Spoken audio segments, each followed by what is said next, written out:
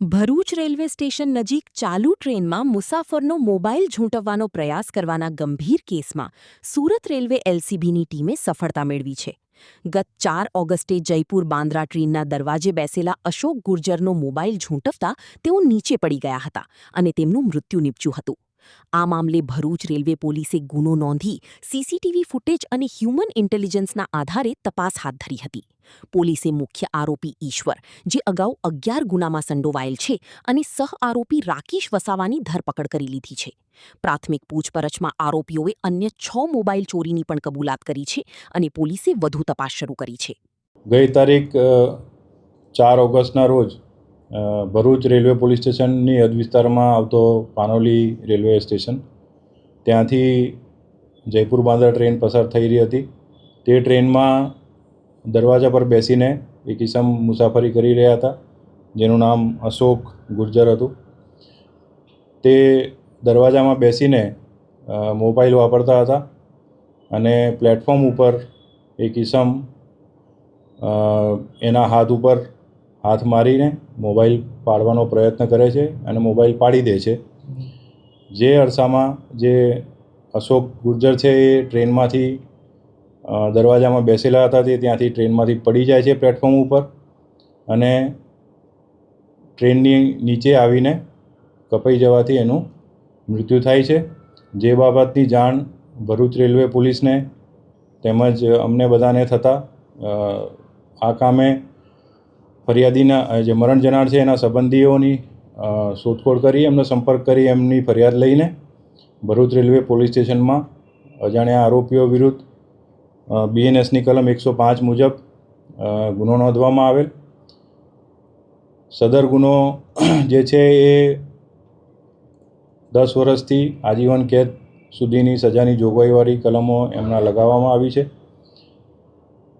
અને તમામ ઉપરી અધિકારીઓની સૂચનાથી પશ્ચિમ રેલવે વડોદરા યુનિટના એલસીબી, એસઓજી તેમજ ભરૂચ પોલીસ સ્ટેશનના કર્મચારીઓની અલગ અલગ ટીમો બનાવીને અજાણ્યા જે ઈસમો છે એમની શોધખોળ કરવામાં આવી અને પાનોલી રેલવે સ્ટેશનના તેમજ બહારના વિસ્તારના બધા સીસીટીવી કેમેરાને બધું ચેક કરતાં તેમજ હ્યુમન ઇન્ટેલિજન્સથી બધી ખાતરી તપાસ કરતાં જણાઈ આવેલ કે આજે આરોપી છે તે ટોટલ એ લોકો 3 જણા હતા અને 3 જણા સવારમાં પ્લેટફોર્મ ઉપર આવેલા હતા અને તેઓએ આ મોબાઈલ કોઈપણ પેસેન્જર આવી ધીમી ટ્રેન જતી હોય એમાંથી પેસેન્જરનો મોબાઈલ પાડીને પોતાનો ખર્ચો કાં તો ગુજરાન ચલાવવા માટેની એ લોકોએ અંદર ચર્ચા કરીને નક્કી કરેલું હતું. જે આરોપીઓ છે એમના સીસીટીવી ફૂટેજ પરથી એમની ઓળખ કરવા માટે થઈને અલગ અલગ દિશાઓમાં તેમજ સમગ્ર સુરત ડિવિઝનમાં, વડોદરા ડિવિઝનમાં, રતલામ, દાહોદ સુધી અને આ બાજુ તમારે નંદુરબાર, વ્યારા સુધી તેમજ વાપી સુધી જેટલા પણ ટ્રેનમાં ફરતા ફેરિયાઓ છે તેમજ જે અન્ય પ્લેટફોર્મ ઉપર જે વેન્ડર્સ છે એ બધાની પૂછપરછ કરીને તેમજ અન્ય જે ડેલી મુસાફરો છે એમની પૂછપરછ કરીને આ આરોપીની ઓળખ કરવામાં આવી. જેમાં જે મુખ્ય આરોપી જે છે તે નામે ઈશ્વર છે, એની ઉપર એની ઓળખ થયેલ છે. જે ઈશ્વર જે આરોપી છે મૂળ ડોંડાઈચાનો વતની છે, મહારાષ્ટ્રનો, અને વર્ષોથી એ અહીંયા સુરત, ભરૂચ, વડોદરા રેલવેની હદ વિસ્તારમાં રેલવેના વિસ્તારમાં એનું કાર્યક્ષેત્ર છે અને એમાં છૂટક ફેરી કરી, મજૂરી કરી એનું ગુજરાન ચલાવે છે અને રખડતો ભટકતો ઈસમ છે. આ આરોપીની ઓળખ થયા પછી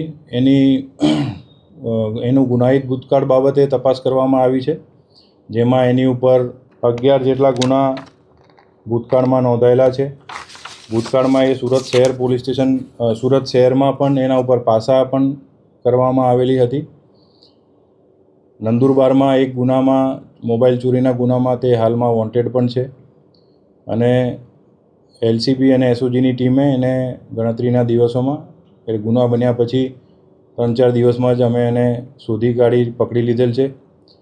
એ ચલથાણ રેલવે સ્ટેશન પર આવવાના હતો એવી તેની ડીપમાં પૂછપરછ કરતાં તેણે બીજા અન્ય 6 જેટલા મોબાઈલ આ રીતે ચોર્યા હોય તેની પણ કબૂલાત કરી છે, જે બાબતની અલગથી તપાસ કરવામાં આવી રહી છે. આ જે ફૂટેજ છે એની અંદર પછી વધુ તપાસ કરતાં આ લોકો જે 3 આરોપીઓ છે એ પૈકી બીજો આરોપી પણ મળી આવેલ છે. રાકેશ યાદવ નામ છે, વસાવા છે એમનું નામ, અને એ રાકેશ વસાવાને પણ ભરૂચ પોલીસે પકડીને એને પણ અટક કરવામાં આવેલ છે. તેમજ આ જે મુખ્ય આરોપી ઈશ્વર છે એને પણ ગુનાના કામે એરેસ્ટ કરવામાં આવેલ છે અને વધુ તપાસ કરીને એમના રિમાન્ડ લઈને આગળની કાર્યવાહી કરવામાં આવી રહી છે.